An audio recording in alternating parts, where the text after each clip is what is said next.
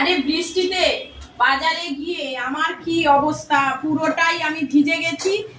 এটা এটা হচ্ছে মাছের তেল দিয়ে পেঁয়াজ রসুন আদা দিয়ে ভাজছি, এরপরে এই যে সবজি দিয়ে দিলাম, সব পাঁচ মেশালি দিয়ে চচ্চড়ি হবে।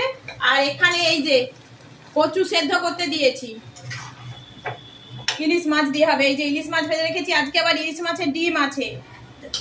মনে হচ্ছে টেস্টটা ভালো হবে, কারণ ভাজার সময় ভালো গন্ধ উঠলেই তো ভালো লাগে। আরে বৃষ্টিতে বাজারে গিয়ে আমার কি অবস্থা, পুরোটাই আমি ভিজে গেছি। এটা এটা হচ্ছে মাছের তেল দিয়ে পেঁয়াজ রসুন আদা দিয়ে ভাজছি, এরপরে এই যে সবজি দিয়ে দিলাম, সব পাঁচ মেশালি দিয়ে চচ্চড়ি হবে। আর এখানে এই যে কচু সেদ্ধ করতে দিয়েছি, ইলিশ মাছ দিয়ে হবে। এই যে ইলিশ মাছ ভেজে রেখেছি, আজকে আবার ইলিশ মাছের ডিম আছে। মনে হচ্ছে টেস্টটা ভালো হবে, কারণ ভাজার সময় ভালো গন্ধ উঠলেই তো ভালো লাগে।